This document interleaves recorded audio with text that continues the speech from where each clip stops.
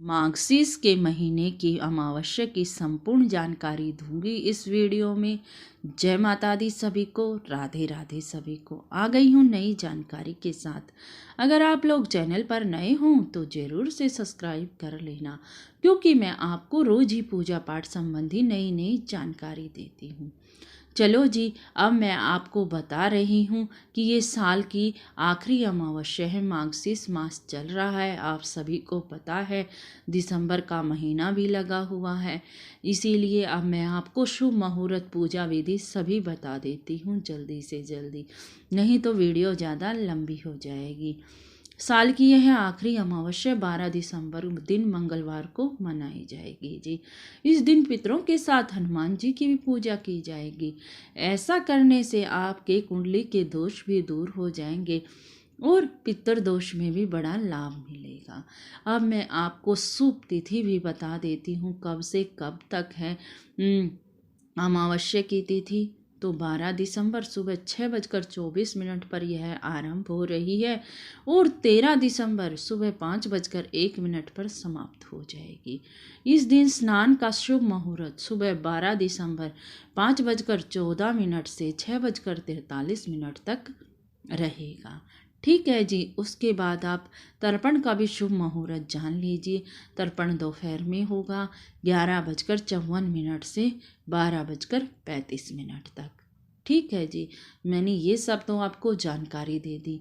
अब मैं एक ऐसा उपाय बताने के लिए जा रही हूँ जो आपको नहीं पता होगा जी। देखो जी, अमावस्या के दिन पितरों को खुश करने के लिए सभी दान पुण्य जो जो कुछ जिससे बनता है वो करते हैं। ब्राह्मण को भोजन भी करवाते हैं, सारे काम करते हैं। आप भी करते होगे जो इस वीडियो को सुन रहे हैं।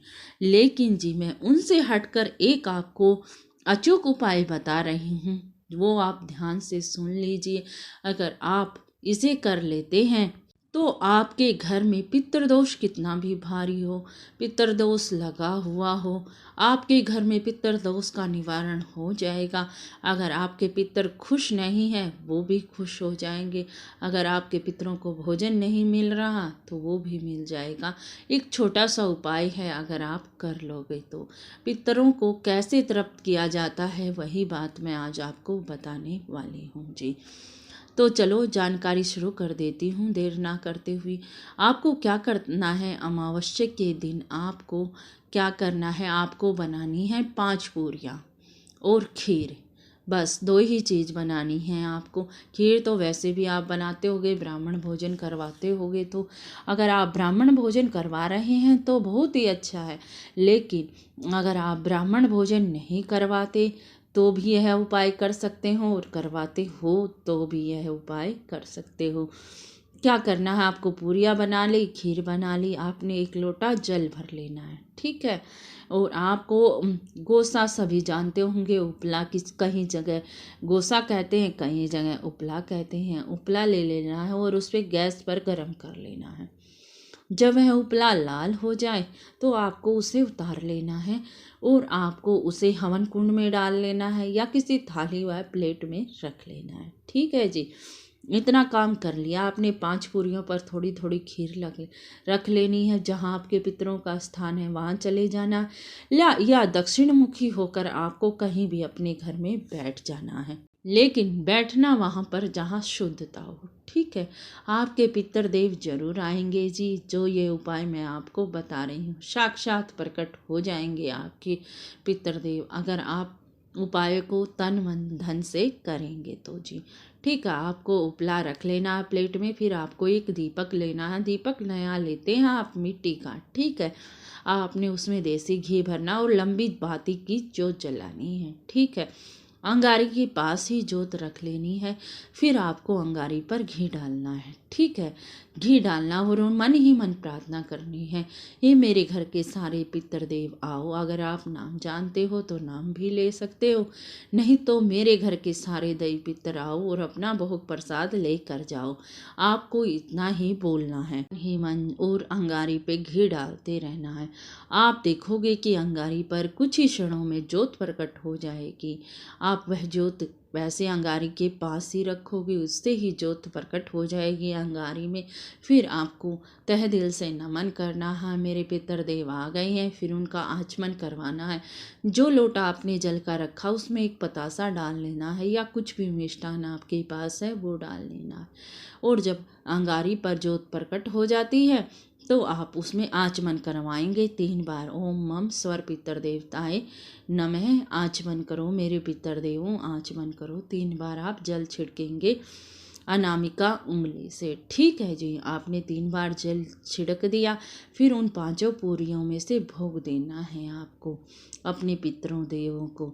मेरे घर के सारे दैव पितरों भोग ग्रहण करो। 5 पूरियों में से थोड़ा थोड़ा टूक लिया और खीर लगाई और उन्हें भोग देना है। ठीक है जी, फिर आपने भोग दे लिया, बीच बीच में घी डालते रहना, कहीं जोत बुझ ना जाए। ठीक है जी, और फिर आपको जल भी ग्रहण करवाना है अपने पितृदेवों को। ठीक है, जल ग्रहण करने के बाद आपको क्षमा याचना मांगनी है, हमसे कुछ भी भूल हो गई हो हमें क्षमा कर दो मेरे दाई पितरों। ठीक है जी, और आपको अपने पितरों से आशीर्वाद लेना है घर के सभी सदस्यों को, क्योंकि ज्योत पर प्रकट हो रहे हैं आपके पितरों देव। और जैसे आपने अपने पितरों देवों का आह्वान करके ज्योत प्रकट की थी, हाँ जी मैं एक बात बताना भूल गई कि आपको ज्योत जलानी है ना तो आह्वान करना है अपना नाम, जैसे संकल्प लेते हैं ना ऐसे ही, और कहना है कि मेरे घर के सारे दैव पितरों आओ और मेरी ज्योत पे आन विराजो। फिर आपको इतना करके ज्योत प्रकट करनी है जी। ठीक है जी, अब आपने भोग प्रसाद सब दे दिया था। ठीक है, अपने पितर देवों को कहना है अब आप पितरलोक में पधारे और हम अपने हमारे घर पर अपनी छत्र छाया हमेशा ही बनाए रखें। ऐसा करने से आपको कुछ ही दिनों में अनुभव होगा कि मेरे पितृदेव आने लगे हैं, हमारे घर में सुख शांति हो गई है। आपके घर में बीमारी रहती है, कलेश रहता है, धन नहीं रोकता, सब पितृदोष के कारण होता है जी। अगर आप ऐसे अपने पितरों को भोग दोगे, अगर आप ब्राह्मण भी नहीं जिमाओगे, ऐसे भोग दे दोगे अग्नि में, क्योंकि अग्नि को ही सभी देवताओं, अग्नि जल्द से जल्द देवताओं तक भोजन पहुंचा देती है, इसलिए अग्नि का यही कार्य है।